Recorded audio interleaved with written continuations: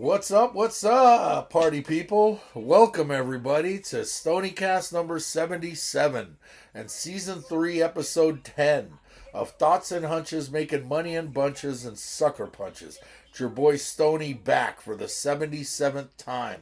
I'd like to welcome all of my fellow hoodlums, cheats, lowlifes, hustlers, scumbags, altar boys with unhealthy relationships with their priests, foul-mouthed raging alcoholics, fienders, and degenerates. Hey, if you're new to the show, you probably fall into one of those categories. But if you're new, make sure to hit the subscribe button right here in the lower right-hand corner so you can be notified every time I put out a new video, usually around this time on Friday evening. This one's a little bit early because of the World Series. I wanted to get this one in before Game 1 started. We also have college football going. Both those games start in about an hour and a half. So this should be, you should receive this notification about a half hour before those games start.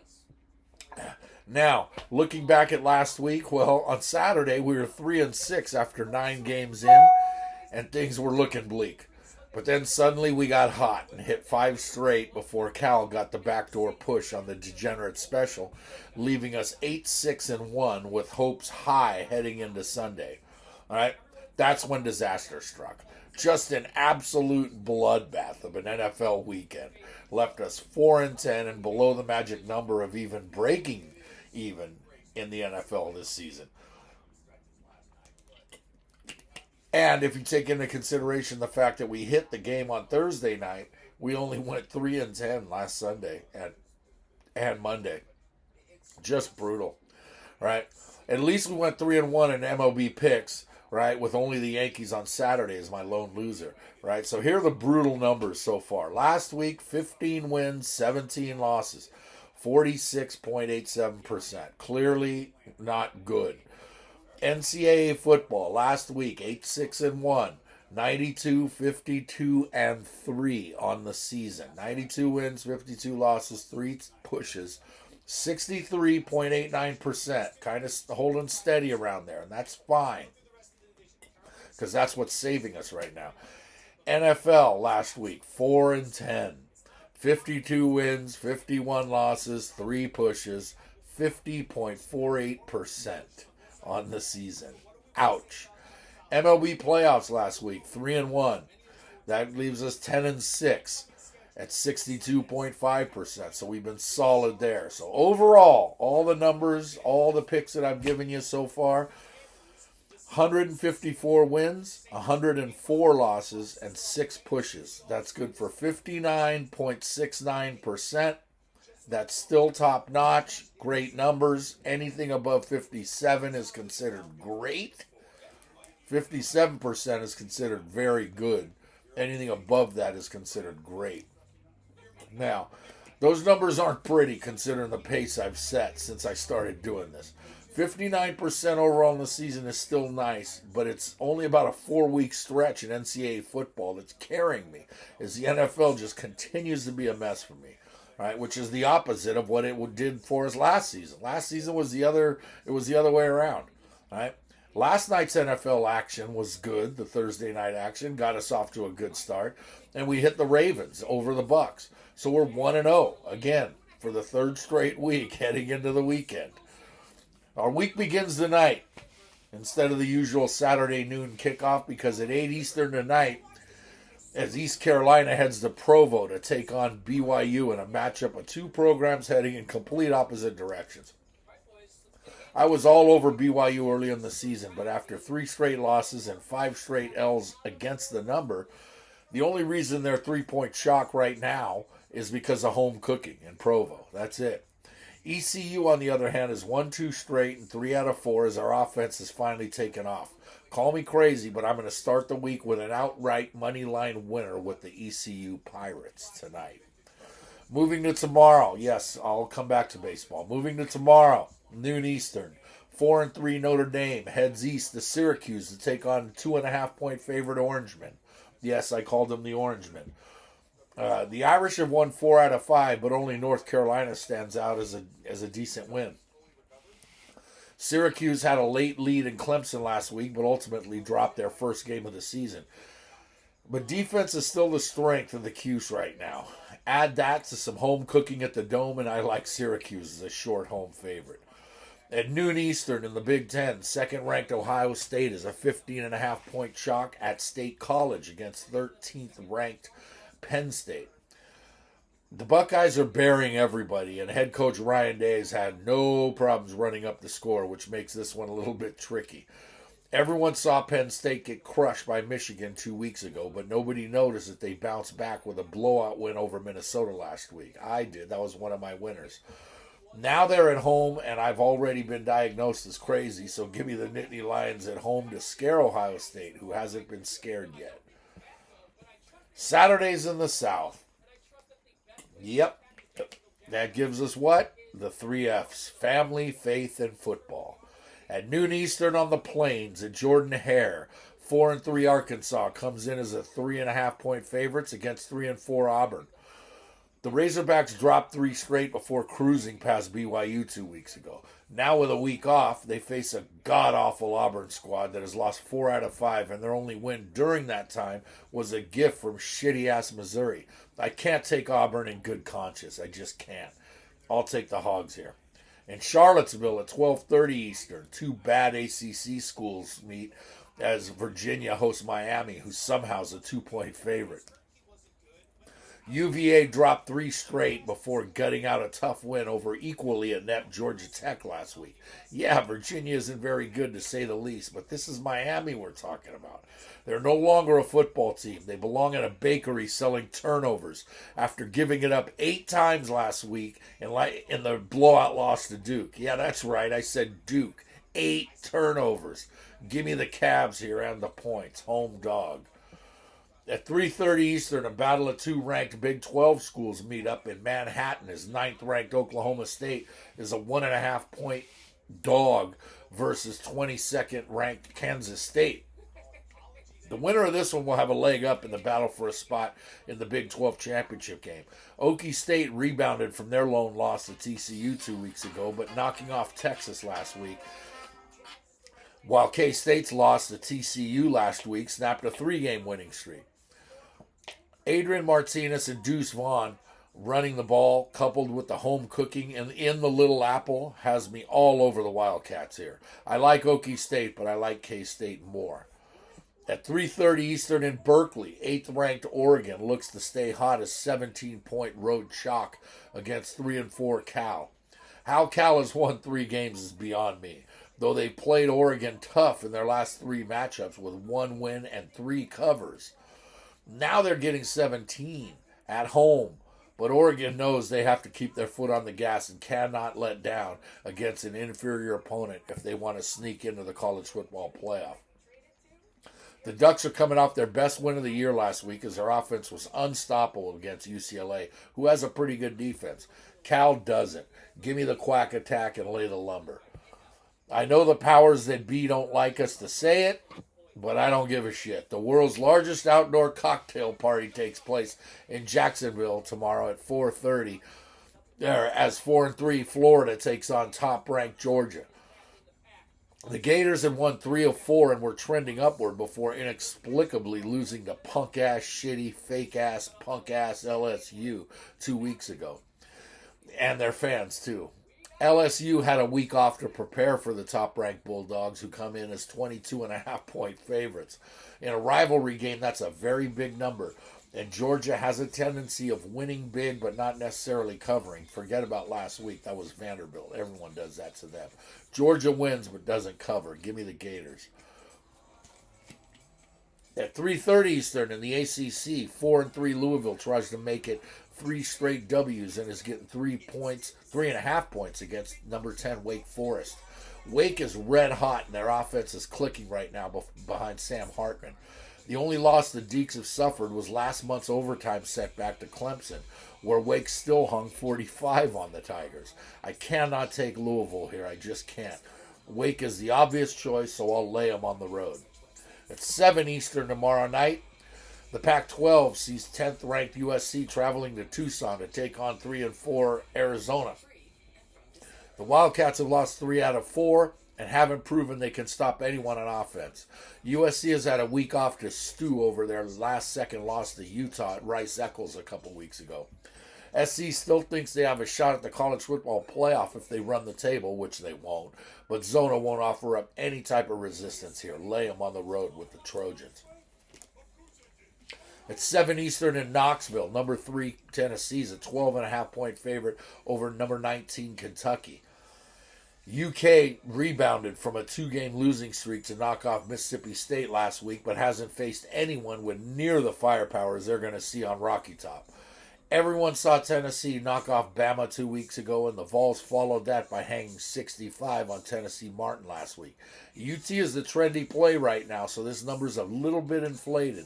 My craziness has no bounds, as I like the Wildcats here as the hefty road dog. At 7:30 Eastern in the Big House, 3-4 Michigan State looks to shock the world in their rivalry matchup with number 4 Michigan. The Wolverines are 23-point favorites and should win by 30. But this rivalry is one of the craziest ones of all, so I'll take Sparty in the points. 7:30 Eastern, 2 Big 12 schools look to save their seasons. They hook up as Baylor heads to Lubbock to take on Texas Tech. Both squads snapped 2-game skids last week as Baylor took out Kansas, while Tech cruised past West Virginia. With both schools at 4-3 and 5th in the Big 12, the loser is basically done. The Red Raiders are a short 2.5-point favorite, and this Baylor squad isn't the same as they were last year. As much as I like Dave Aranda, I'll take the home chalk here and give me the Raiders. 21st ranked North Carolina is a 3-point favorite against 4-3 Pittsburgh at 8 Eastern in Chapel Hill in an ACC matchup. Pitt has lost 2 out of 3, while 6-1 Carolina bounced back from their lone loss to Notre Dame last month with 3 straight wins. Their last 2 wins were both by a field goal, and that worries me, but Pitt doesn't have the firepower to keep up with the Heels. Lay them at home. Mac Brown, baby. At 10:30 Eastern in the Pac-12 tomorrow, 3-4 Stanford heads south to the Rose Bowl, where 12th ranked UCLA is a 16.5-point home favorite. Stanford's season was going sideways in a hurry, but 2 straight narrow wins over Notre Dame and Arizona State has the Cardinal feeling better about their prospects. This could be a third, considering the luck that they've had over UCLA the last 10 years. The problem they have tomorrow is that UCLA can score with anyone, and after last week's loss to Oregon, in which their defense was shredded, expect fireworks from the Bruins offense in a game that will get ugly fast. At 10:30 Eastern in the Mountain West, San Diego State heads to Fresno to renew the rivalry with the Bulldogs. Fresno's 8.5-point favorites against an Aztec squad that has now won 3 out of 4. Fresno has struggled to find balance, so I'll gladly take the road dog here in California's Central Valley. Some call it the late-night get-right game, but we call it the Degenerate Special. And tomorrow at midnight Eastern, Wyoming's a 10.5-point favorite on the island of Oahu in Stony Lulu. Hawaii's a mess at 2-6 with their only wins over Duquesne and Nevada. Wyoming comes to the islands after 2 straight double-digit wins got the Cowboys to 5-3. I'm a solid 6-2-1 in the Degenerate Special this season and 4-0 betting either on or against Hawaii. So I'll take Wyoming to get the road win and cover to close out our Saturday. 17 college plays are just the start of a busy weekend before the NFL kicks us in the nuts again with another matchup in London at 9:30 Eastern. As Jacksonville and Denver meet in another sad matchup of the NFL trying to make their game go global, so they send 2 shitty teams. And Denver, again, is in a standalone, all-by-themselves game. Thursdays, Sundays, Mondays, London, you name it. Everybody's just putting... The NFL continues to put Denver out there. Both squads are 2-5. Jacksonville's a 2.5-point favorite, but I'll inexplicably start my Sunday by taking the Broncos in the points because I'm not sold on Trevor Lawrence. I don't know why, but it just seems like there's a lot of shitty teams in the NFL this year. And at 1 Eastern on Sunday, 2 more meet in Atlanta as the 4.5-point favorite Falcons meet the 2-5 Panthers. Atlanta shocked the world by beating San Francisco 2 weeks ago and followed it up with a stinker last week and a loss to Cincinnati, in which I think Joe Burrow just threw another touchdown as I was doing this. Carolina shocked the world last week by beating Tampa, and we'll follow it up with a stinker in Hot Town. Give me the Falcons. At 1 Eastern at Jerry World in Arlington, the 5-2 Cowboys are 9.5-point favorites over the surprising 3-4 Bears. Yeah, we all saw the Bears dismantle New England on Monday night, but they're in serious trouble here as it takes on a Dallas offense.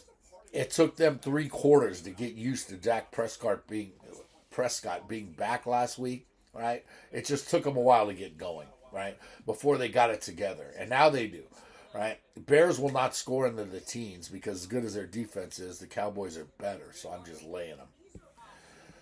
I don't really have much confidence in either squad. Meeting in Detroit at 1 Eastern is 4-3 Miami is a 3.5-point road favorite over the 1-5 Lions.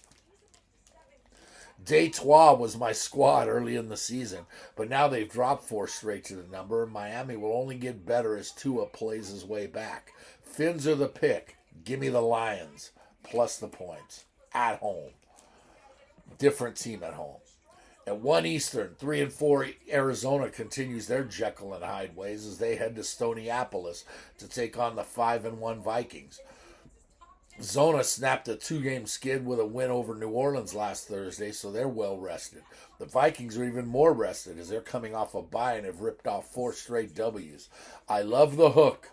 I love the hook. I love the hook. Say it with me. I love the hook. Give me the Cards plus 3.5. Also at 1 Eastern, the Raiders head to the Big Easy as 1.5-point road favorites to take on the 2-5 Saints. The Raiders are 2-4 and trying to come back from the dead, while the Saints may already be there and have dropped 3 out of 4. The Raiders are the better team in all facets except for pass defense. But the Big Easy has never been an easy place to win, so I'm going to take the Saints and Andy Dalton plus 1.5 in the money line for some strange reason. At 1 Eastern at Snoopyville, the 3-4 Patriots head to Jersey as a short 2.5-point road chalk to take on the upstart 5-2 Jets. 4 straight W's for New Jersey has the Jets thinking playoffs, and the Pats are coming off an embarrassing beatdown on Monday night by the Bears. Jets are the play, but here's what nobody's talking about. As good as they've been running the ball, playing good defense, Zach Wilson has not played well since he's come back. He just hasn't. I like New England, so I'll take them and I'll lay the points. In the last 1 p.m. Eastern start in the Battle of Pennsylvania, the undefeated and 10.5-point favorite Eagles host the 2-5 Steelers at the Link in Philly. Who knows? Maybe this battle for the Keystone State will be better than watching Democratic Senate candidate John Fetterman try to put 3 words together. Did you see that the other night? Oh, man. And that's a swing state? Whew. Ouch, John Fetterman. Ooh. Philly wins, but the Steelers get the cover. That's a big number. At 4:05 Eastern in H-Town, 4-2 Tennessee comes to town as 2-point road chalk against the 1-4-1 Texans. 1-4-1 Texans. Aside from last week's blowout loss in Las Vegas, Houston has battled and hasn't looked terrible, but they've still lost 4 out of 5. Now they come home, though, for the first time in 3 weeks to host the red-hot Titans, who saved their 0-2 start by ripping off 4 straight behind this very stingy defense. I've lost money on the Titans all year, either with them or against them, so I'll take them this time and lay the short number, even though it looks like Malik Willis may get his first start because Ryan Tannehill's on the shelf. So who knows? I'm going to take the Titans anyway. 4:25 Eastern in Indianapolis. The Colts are 3-point home favorites against the Commandos. In a matchup that was supposed to be Carson Wentz versus his former team and Matt Ryan, instead we get Tyler Heineke versus Sam Ehlinger. Yeah, the Colts had won 3 of 4 before the Titans got them last week, and the Commandos have inexplicably won 2 straight. I like Washington in this spot with the points and in Ehlinger's first start.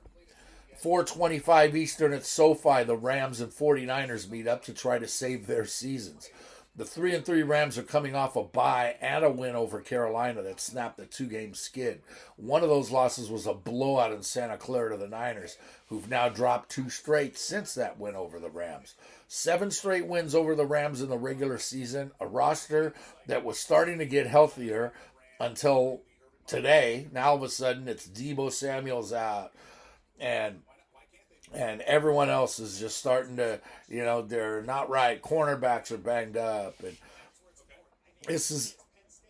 the 49ers are a team that cannot lose 3 straight heading into their bye week. So I like the Niners just to keep that streak rolling. In the last 4:25 Eastern start on Sunday, the suddenly 6-1 New Jersey Giants head across the country to take on the suddenly first place 4-3 Seahawks. Seattle's a field goal favorite and won 3 out of 4. The Giants, though, have won 4 straight, so I'll take them catching 3 on the road for some strange reason. I should be taking Seattle in this. You know what? As a matter of fact, I am. Haven't placed my bets yet, so I'm flipping this one. I'm going to take Seattle. I'm going to lay the 3 at home.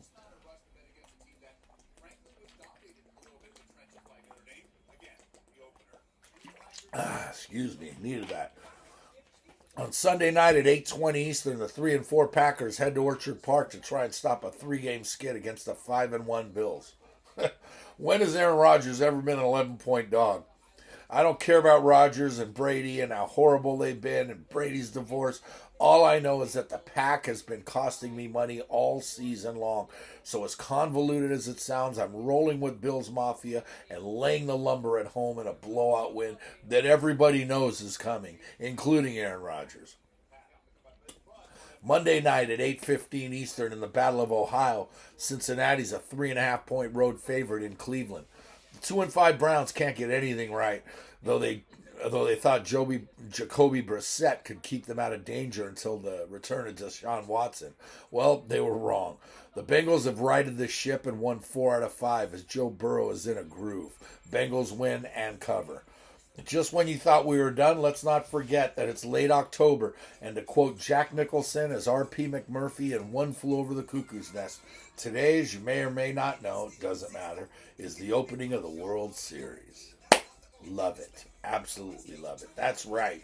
The series begins tonight at 8 Eastern, very, very shortly. So here's what I'm going to do. I'm going to give you the series winner and the winner of tonight's game and tomorrow's game. Then as the series goes on, I will add a comment to this video every day that there's a World Series game for those of you fienders that want to get down on every game of the series. Houston is minus 185 and Philly is plus 160 to win the series. Yeah, I know that Houston hasn't lost a game yet in the playoffs and are the overwhelming favorite for a reason. Actually, for a lot of reasons. But they're going to lose for a couple of reasons. But the biggest being Dusty Baker. Yep, Mr. Nice Guy, the guy everybody loves, will find a way to blow another series, and at minus 185, the Stros just aren't worth it. So not only do I like the way the Phils are playing right now, but plus 160 is great value. As for game 1 tonight, Aaron Nola goes for the Phils at plus 140 against Justin Verlander for the Stros at minus 165. Justin Verlander's never won a World Series game. This is his 8th start. I was there the night 10 years ago when the Panda Bear took him deep twice in game 1 and Barry Zito. Yes, Barry Zito. See, I couldn't even say it without a hiccup. Barry freaking Zito outpitched Verlander in game 1 on the way to the giant sweep of the Verlander-Scherzer-led Tigers. The Astros right now, Verlander at home in game 1, and the hot Phils could steal it. It may be expensive, but a win is a win. And with Houston's lights-out bullpen right now, a low-scoring game 1 goes to the Stros tonight. Give me Verlander. There is a line out for game 2, and though it will certainly change based on tonight's results, I see the Phillies bouncing back to get the Houston split tomorrow behind Zach Wheeler. The Phillies ace is a bargain at plus 145, while Framber Valdez is a solid lefty for the Stros at 175. I see the two teams heading back to Philly for Game 3 on Monday, tied at 1.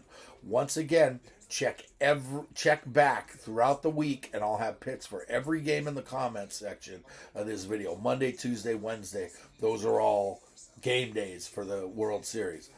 Next Friday, I'll put my pick here if there's a Game 6. And finally, as usual, I try to get you next Thursday's NFL matchup. And it's Philly traveling to Houston to take on the Texans. Philly's a hefty 9-point road favorite, and I'm going to take the Texans here with all those points at home. Again, if this line moves to more than 10 or less than 8, this pick will be voided. But for now, I like Houston to start next week. So there you have it. 17 NCAA plays, 15 NFL plays, plus 1 for next Thursday, and 3 MLB plays. That makes 35 of them for all of you, for free, as usual. Again, 59% on the season. Giving you over 300 picks I'm closing in on. 59%. They're all free. 20 wins are the least amount of W's we'll take for this week. So as we look to bounce back, we got to hit them hard. Hit them hard and hit them early. So just remember that if you want to win big, you got to bet big. Scared money don't make money. To me, the action is the juice. There's money on the streets that can't be ignored. And finally, good luck to you.